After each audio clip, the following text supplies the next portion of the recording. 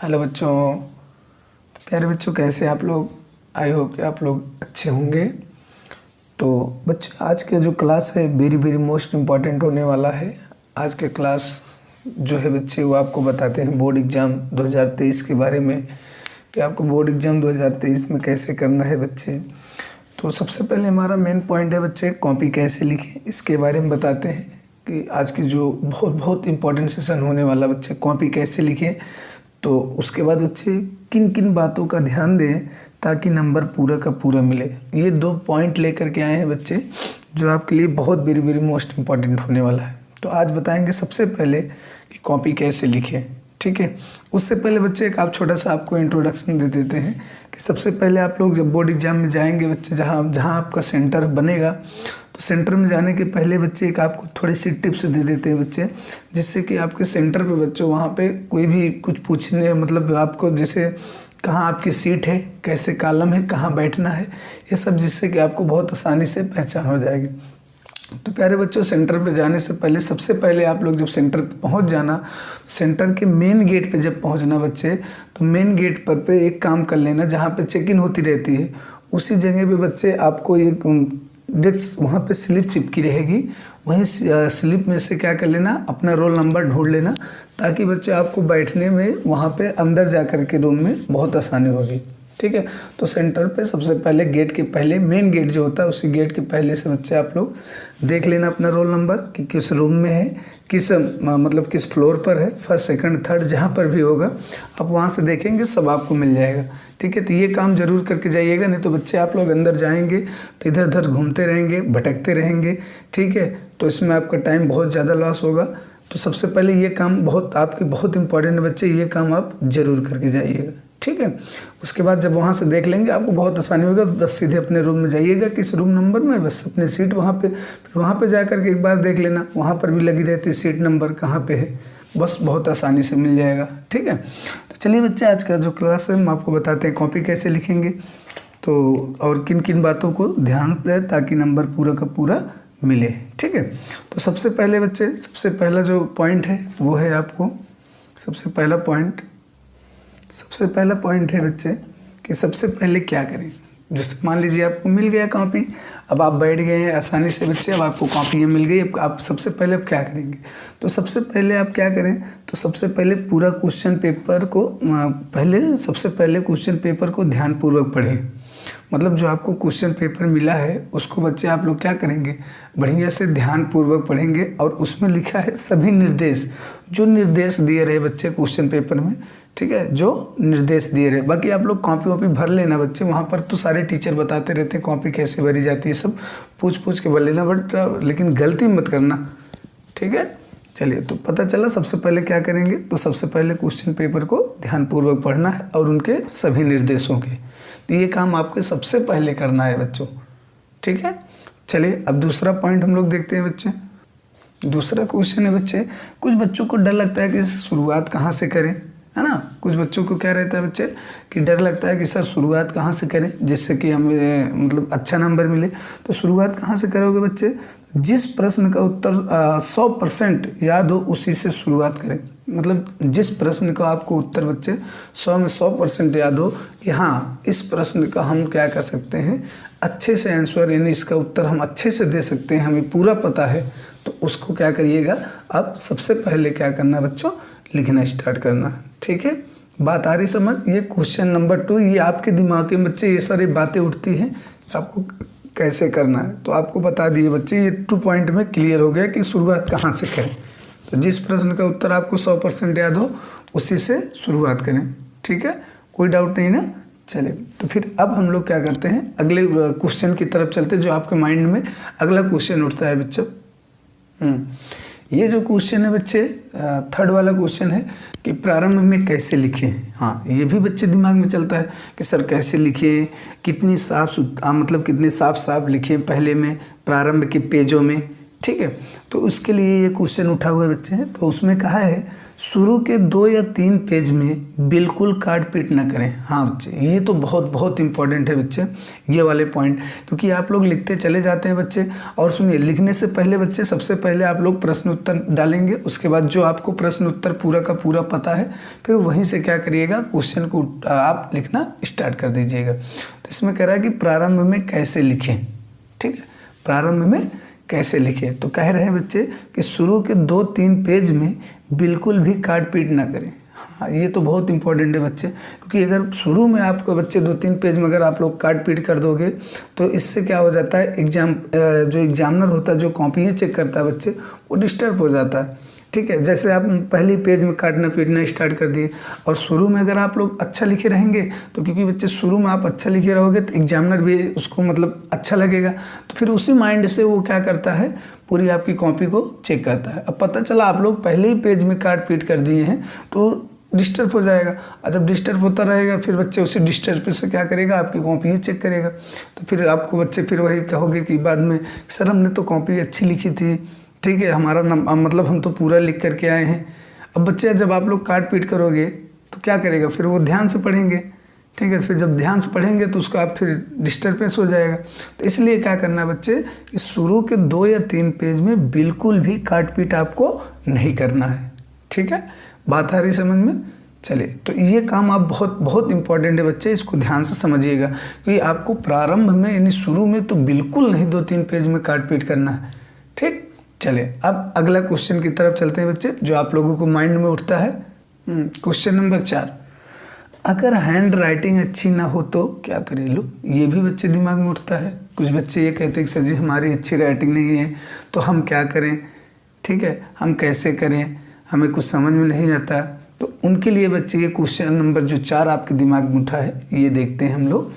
तो अगर hand writing अच्छी ना हो तो क्या करें, स्पष्ट व थोड़ा दूर दूर लिखने का प्रयास करें। हाँ, ये तो बच्चे बहुत इंपॉर्टेंट है कि अगर आपकी राइटिंग अच्छी नहीं है तो थोड़ा शब्द को जो है वो अच्छे से बना के लिखना, मतलब जो शब्द आपको दिखाई दे, यानी मतलब लगे कि हाँ ये शब्द लिखा हुआ है, तो ऐसे शब्द लिखिए जिससे वो स्पष्ट दिखाई दे, और थोड़ा दूर दूर लिखने का प्रयास करें। यानी जो शब्द आप लिखेंगे बच्चे थोड़ा से दूर दूर लिखिएगा, ताकि आपकी हैंड राइटिंग भी वहाँ पे अच्छे से दिखाई देगी।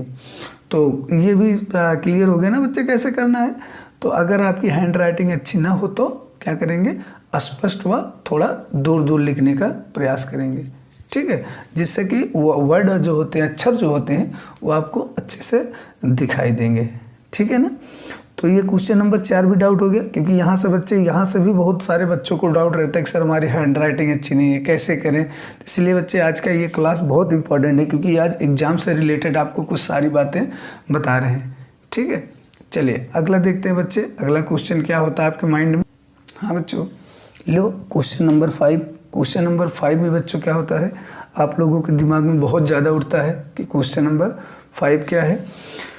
तो क्वेश्चन 5 जो आपके दिमाग में उठना है कि सर अगर किसी प्रश्न का उत्तर ना आए तो क्या करें। हाँ, ये भी सही कह रहे हो बच्चे कि अगर सर किसी प्रश्न का उत्तर ना आए तो हम लोग क्या करेंगे वहाँ पे। ठीक है, तो उसके लिए भी आपको बताते हैं बच्चे, जिस प्रश्न का उत्तर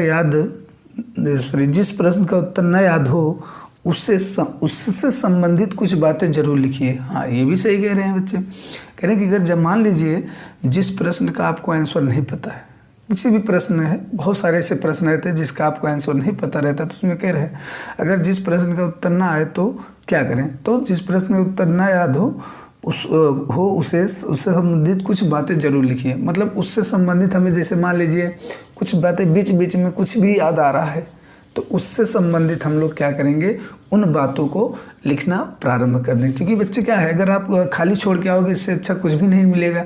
अगर आप लिख कर के आओगे उससे मिलता जुलता, ठीक है, कुछ भी लिख करके आओगे बच्चे उससे मिलता जुलता, तो एग्जामिनर आपको कुछ ना कुछ तो नंबर दे देगा। क्योंकि बच्चे जहां आप खाली छोड़ के आ रहे हो वहां से तो आपको कुछ ना कुछ नंबर मिलने वाला है। तो इसलिए कह रहे हैं कि जिस प्रश्न का आपको उत्तर न याद हो बच्चे, न याद हो उसको भी करके आना है, छोड़ करके नहीं आना है बच्चों। चाहे उससे आप कुछ भी करके आइएगा उस क्वेश्चन की जगह पे, लेकिन आपको करके आना है। ठीक है। जो ये बातें बच्चे बहुत बहुत इंपॉर्टेंट है, ध्यान दीजिएगा। चलिए अब एक क्वेश्चन और बच्चे, अगला क्वेश्चन है जो क्वेश्चन नंबर 6 है, जो आप लोगों को माइंड में निकल कर आता है सर हमें इसको कैसे करना है। तो चलिए देख लेते हैं हम लोग क्वेश्चन नंबर 6। ये है बच्चों क्वेश्चन नंबर 6, ये जो कि थोड़ा सा इम्पोर्टेंट होने वाला है बच्चे, क्योंकि ये है तो छोटा ही बच्चे लेकिन बहुत इंपॉर्टेंट होने वाला है। क्वेश्चन नंबर 6, ठीक है। क्वेश्चन नंबर 6 क्या है कि सर हम लोग जैसे मान लीजिए सब काम कर लेते हैं, न्यूमेरिकल आ गया तो न्यूमेरिकल कैसे करेंगे, ठीक है। या आंकिक प्रश्न को हमें कैसे करना रहता है, ठीक है। ये तो इसीलिए बता रहे हैं बच्चे कि ये वाले क्लास जो होंगे बहुत बहुत इंपॉर्टेंट होंगे। तो आंकिक प्रश्न पर क्या करोगे, चाहे बच्चे आपका फिजिक्स हो चाहे केमिस्ट्री हो, ठीक है। मैथ में तो कोई ऐसी बात ही नहीं है, क्योंकि उसमें तो बच्चे सीधे चाहे जैसे लगा लो, कोई दिक्कत नहीं। बट उसमें भी लिखना पड़ता है, जो इन सारे की बातों अगर लिखोगे तो आपको वहाँ पर भी बहुत अच्छा नंबर मिलेगा। बट ये बच्चे केमिस्ट्री और फिजिक्स के लिए बहुत बहुत इंपॉर्टेंट पॉइंट होने वाला है। ये आंकिक प्रश्न आप ऐसे करो ताकि आपको अच्छा नंबर मिल जाए। इसलिए मेन हमारा जो टारगेट था पहले ही दे दिए थे कि कॉपी कैसे लिखें, किन किन बातों को ध्यान दें ताकि नंबर पूरा का पूरा मिले, ठीक है। इन बातों को तो ज़रूर ध्यान देना पड़ेगा बच्चों आपको। अब आंकिक प्रश्न कैसे करेंगे, तो सबसे पहले बच्चे क्या है आंसर आ रहा है कि आंकिक प्रश्न कैसे करेंगे, तो आपका आंसर आया गिवन पॉइंट।